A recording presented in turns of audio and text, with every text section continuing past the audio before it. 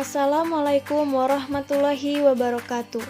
Pada kesempatan kali ini, kami dari kelompok 1 ingin mempresentasikan hasil diskusi kami, yaitu tentang Pedoman Umum Ejaan Bahasa Indonesia atau PUEB, yang beranggotakan Siti Adirakania dan saya sendiri Mulyati. Kemudian, di sini saya akan membahas tentang penulisan huruf. Penulisan huruf terdiri dari 8. 1. Huruf abjad. Huruf abjad adalah huruf yang dipakai dalam ejaan bahasa Indonesia, terdiri atas 26 huruf. A, B, C, D, dan seterusnya. Yang kedua adalah huruf vokal.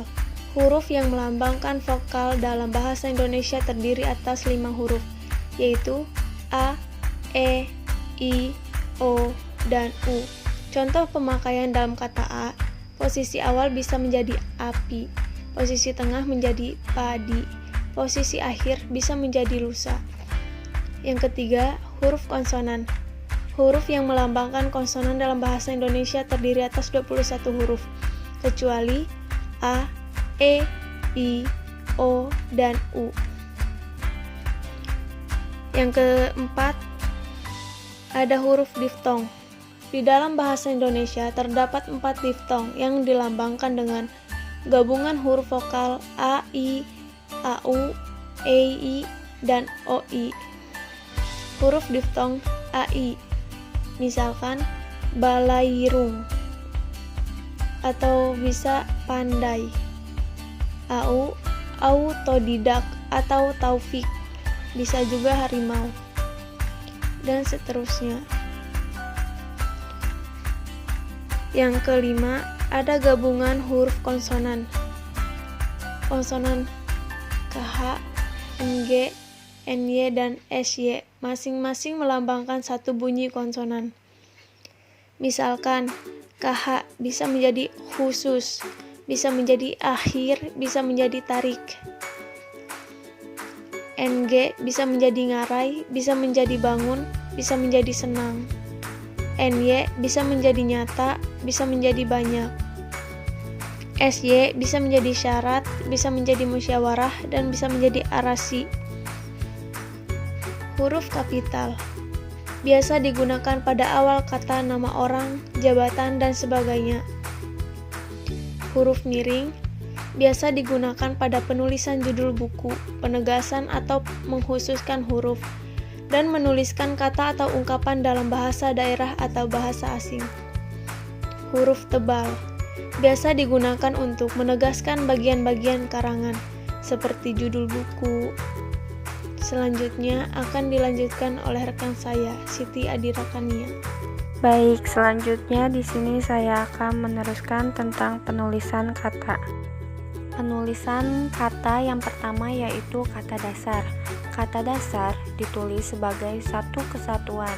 Misalnya, kantor pajak penuh sekali, saya pergi ke sekolah, dan masih banyak yang lainnya.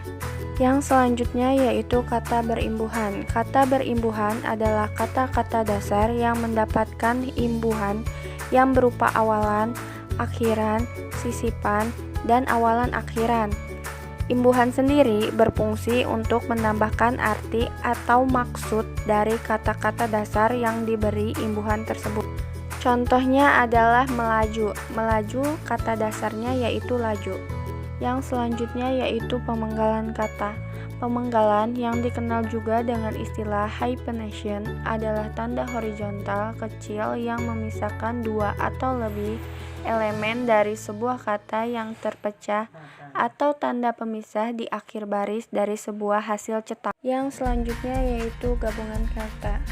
Unsur gabungan kata yang lazim disebut kata majemuk, termasuk istilah khusus ditulis terpisah, misalnya duta, besar, model, linear, dan lain-lain.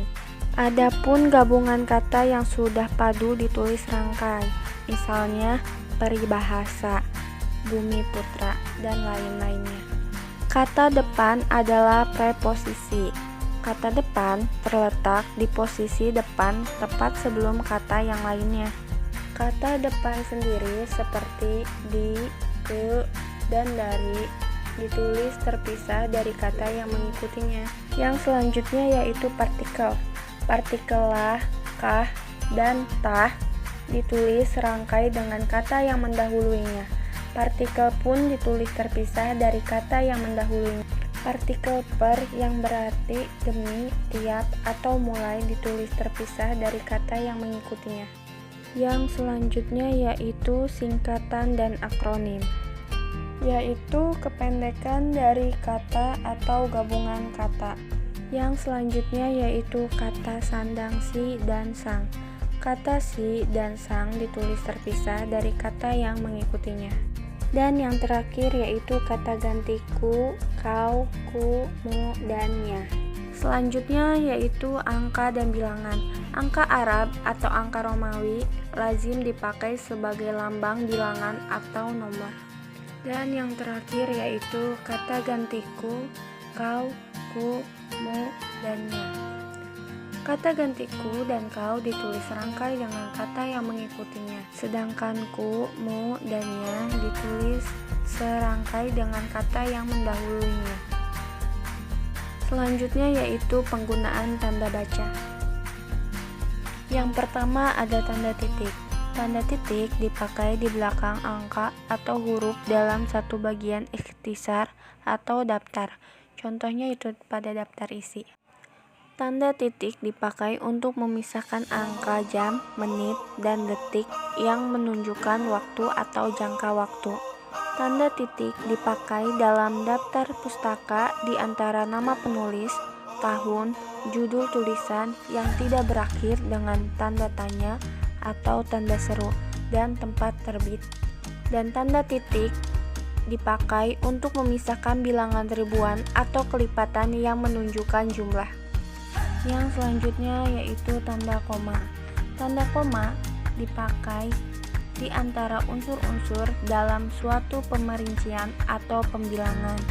Tanda koma dipakai sebelum kata penghubung seperti tetapi, melainkan, dan sedangkan dalam kalimat majemuk atau setara. Tanda koma dipakai untuk memisahkan anak kalimat yang mendahului induk kalimatnya. Tanda koma dipakai di belakang kata atau ungkapan penghubung antar kalimat seperti oleh karena itu, jadi, dengan demikian, sehubungan dengan itu, dan meskipun demikian. Selanjutnya tanda titik koma. Tanda titik koma dapat dipakai sebagai pengganti kata penghubung untuk memisahkan kalimat setara yang satu dari kalimat setara yang lainnya di dalam kalimat majemuk. Tanda titik koma dipakai pada akhir perincian yang berupa klausa. Tanda titik koma dipakai untuk memisahkan bagian-bagian pemerincian dalam kalimat yang sudah menggunakan tanda koma. Yang selanjutnya tanda titik dua. Tanda titik dua dipakai pada akhir suatu pernyataan lengkap yang diikuti pemerincian atau penjelasan. Tanda titik dua tidak dipakai jika perincian atau penjelasan itu merupakan pelengkap yang mengakhiri pernyataan. Tanda titik dua dipakai sesudah kata atau ungkapan yang memerlukan pemerian. Tanda titik dua dipakai dalam naskah drama sesudah kata yang menunjukkan pelaku dalam percakapan. Yang selanjutnya tanda hubung. Tanda hubung dipakai untuk menandai bagian kata yang terpenggal oleh pergantian baris. Tanda hubung dipakai untuk menyambung unsur kata ulang. Tanda hubung dipakai untuk menyambung tanggal, bulan, dan tahun yang dinyatakan dengan angka atau menyambung huruf dalam kata yang dieja satu-satu. Tanda hubung dapat dipakai untuk memperjelas hubungan bagian kata atau ungkap. Selanjutnya tanda pisah. Tanda pisah dapat dipakai untuk membatasi penyisipan kata atau kalimat yang memberi penjelasan di luar bangun kalimat. Tanda pisah dapat dipakai untuk menegaskan adanya keterangan aposisi atau keterangan yang lain. Tanda pisah dipakai di antara dua bilangan tanggal tempat yang berarti sampai dengan atau sampai ke. Selanjutnya tanda tanya. Tanda tanya dipakai pada akhir kalimat tanya. Tanda tanya dipakai di dalam tanda kurung untuk menyatakan bagian kalimat yang disangsikan atau yang kurang dapat dibuktikan kebenarannya. Selanjutnya tanda seru. Tanda seru dipakai untuk mengakhiri ungkapan atau pernyataan yang berupa seruan atau perintah yang menggambarkan kesungguhan, ketidakpercayaan, atau emosi yang kuat. Tanda elipsi. Tanda elipsi dipakai untuk menunjukkan bahwa dalam satu kalimat atau kutipan ada bagian yang dihilangkan. Tanda elipsi dipakai untuk menulis ujaran yang tidak selesai dalam dialog. Tanda petik. Tanda petik dipakai untuk mengapit petikan langsung yang berasal dari pembicaraan, naskah, atau bahan tertulis lainnya. Tanda petik dipakai untuk mengapit judul sajak, lagu, film, sinetron, artikel, naskah, atau bab buku yang dipakai dalam kalimat. Tanda petik tunggal. Tanda petik tunggal dipakai untuk mengapit petikan yang terdapat dalam petikan lain. Tanda petik tunggal dipakai untuk mengapit makna, terjemahan, atau penjelasan kata atau ungkapan. Tanda kurung.